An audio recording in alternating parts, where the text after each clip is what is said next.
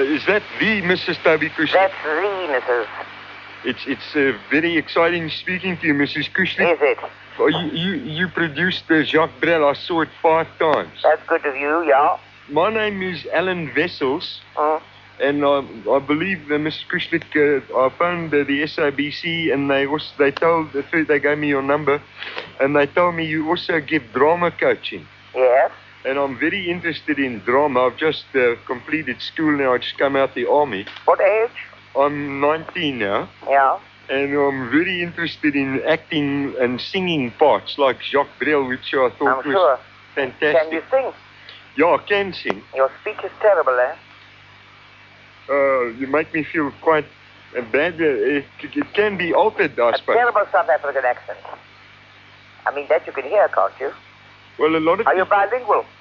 Ja, ek is heeltemal... Jy is heeltemal Afrikaans, man. Eh? No, not really, Mrs. Kushlik. Not really? No. Your schooling? Yeah, I've got a standard 7. But you didn't do it in English. You did Afrikaans school. Yeah, I went to, we had a couple of English kids in the school. Yeah. And your speech wants a lot of work there, you see. Now, you must go and work at your speech. It's no good my saying, your speech is good. It isn't. Yeah. And, well, that's what, actually, Mrs. Kushlik, if you don't mind, that's why I'm phoning you. You want to work with me? Yes. My mom said if anybody, she wants me to work with Toby Kushlik. What's your name? My name is Alan. Alan? Wessels. Wessels. Yeah. Yeah. And what are you doing, Alan? Well, at the moment I'm looking, I'm looking for a job, really. You've got to have a job because you can't afford to come to me. No, that's no problem because my mom said if acting is what I want to do, then she will be able to pay for it. Now, I'll tell you what I'll do. I'll give you your first audition. I'll tell you what to prepare for me. And then when you come, you have to pay me for that. And then I will give you a definite answer, yes or no. That's how we do it. Oh, I see. So, in other words, you just won't accept me. Oh, I might not. I might say, Alan, I think you're wasting your time. Or, Alan, do this or that. Now, do you want to get this audition ready for me? Yeah, now what do I have to do? Now, listen, you've got a pencil and paper. Yeah, perhaps I can do the audition over the telephone. Yes, that'll be the time. I'm very busy. I'm running now. You have to bring some reading aloud from any book. Like Trompie or something? What's Trompie? The story about that naughty little boy Trompie and all the tricks he gets up to. And well, you can do what you like. Your accent's terrible. You can't hear that. What is me? Do you sing? Hello? Can you sing? Hello? Yeah? I thought we were cut off. Hello? Can you sing? Yeah, I can bring that. What? You said, can I bring it? Can you sing? Sing? Yeah. Yeah. You do sing. Well, I'd better see you, and I'll give you an audition. You can do whatever you like for me. Can't I just sing one song for you over the phone? Then no, darling, I haven't got time now. Just one song, doesn't please, help me. Mrs. Kushlik. Doesn't help me. Now, do you want an appointment? Do you have to have an appointment? All right, then, dear Alan, when you got yourself ready... No, I can have an appointment. I just thought that over the phone you'd tell me if, I'd be, acceptable or not. Okay, talk rubbish. I've not seen you. I've not heard you. How can I say you're acceptable? But my school teacher and everybody told me that if ever I must do anything, I must get into the theatre. Did they? Yeah, because of my singing. I know my speech isn't very good. Very terrible. Really terrible. I'm going to tell you right now. Your speech would have to work like stink. You can correct it if you have an ear. But why is it so bad? How old are you? I'm 19. And you've never corrected it? Because I want to become a radio announcer. You'll never get on the radio in that speech. Never, ever. Nor television unless you do the Afrikaans. That I can tell you right now. Well, I feel very bad very quickly. I know you're in a hurry, Mrs. Kushlik, but I have an audition with Springbok Radio for next week. For English? Yeah. Oh, God. You don't think I'll make it? You mustn't do it. It's too early. I mustn't do it? Must I cancel it? Absolutely. Are you sure? They will turn you down, and then what's the good of that? And you'll never get a chance again. Now, will you ring me again, or do you want to make your appointment? No. I want to make my appointment. Right. And also, my mother just said that I must tell you she baked you a chocolate cake. When? That I can bring along. That won't help, boy. My granddaughter will be very pleased with the chocolate cake, but you... Now, quickly. What day are you free? Just hang on 1 second. My mom wants to know if you want the apricot jam in the middle. Oh, I don't believe you. Come on, where's your mother? Do you want me to call her? Yeah, I'll talk to her. Mommy! Mrs. Kushlik! She's just gone outside for a little bit. She come back just now. Okay, so I'll phone you, see. Will you ring me for an appointment? Sorry, Toby Chrysler.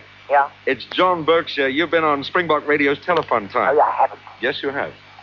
Well, I tell him the truth, eh? Well, You're darn right, she's telling the truth. I used to work for the factory where they make hydrants, but you couldn't park anywhere near the place.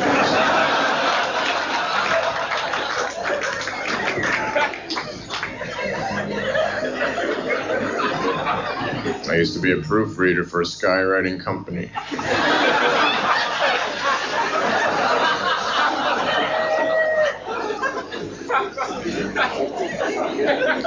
I'm entering the strangest sweepstakes. It's a contest. You pay 50 cents and you get a little card that has a number on it. Then you go up to any stranger and you scratch a penny on his head. If the number under there matches the number you have, you win $100. I won twice. I was beat up 11 times.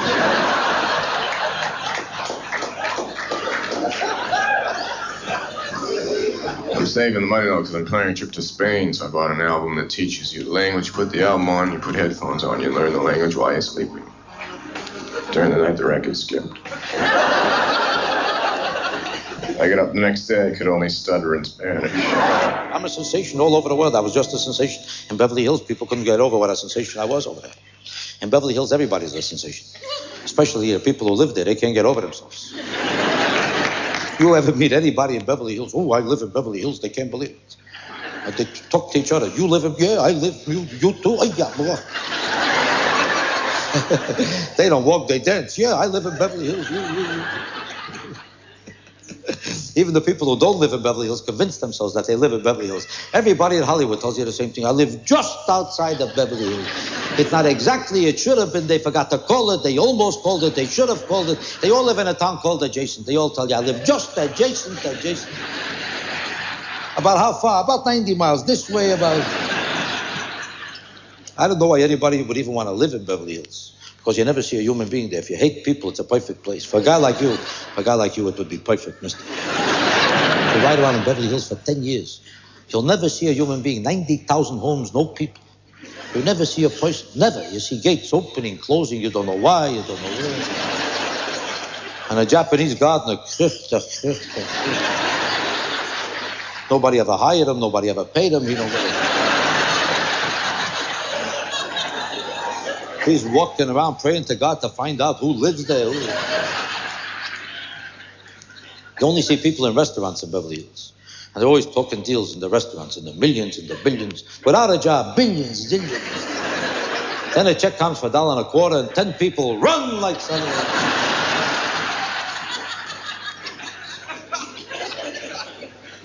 Everybody's sitting there as a producer without a job. Around here, if you're not working, you're unemployed. In Beverly Hills, everybody who's not working has the same thing. I'm a producer, here's my card. Here's my card, you see my card, I'm a producer. That's all they produce, cards. Here's my card. And they never have just one card, thousands of cards in every pocket. Here's the company I'm buying, I'm selling, this is the one I went into, I'm coming out of. Wait till you see this company. I hear this a company, I got a company coming, going, come. Are you making a living? Not right now, but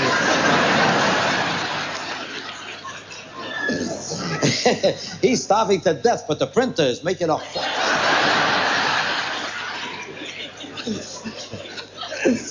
What do you think these so-called producers are doing?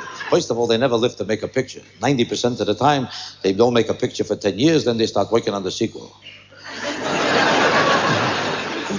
But as long as they're not making a picture anyway, they don't want to waste their time talking about budgets and actors and problems. They talk about sex. That's all they talk about, is where are they going to put the sex scene in every movie. And they all convince themselves that they're not interested in just sex for sex's sake. But let's be honest about it. Everybody has it, and everybody does it. And since everybody does it, movies should reflect reality. Because that's the essence of truth. Movies should reflect truth. And everybody has sex. That's what they tell you. And I keep wondering, everybody also has soup.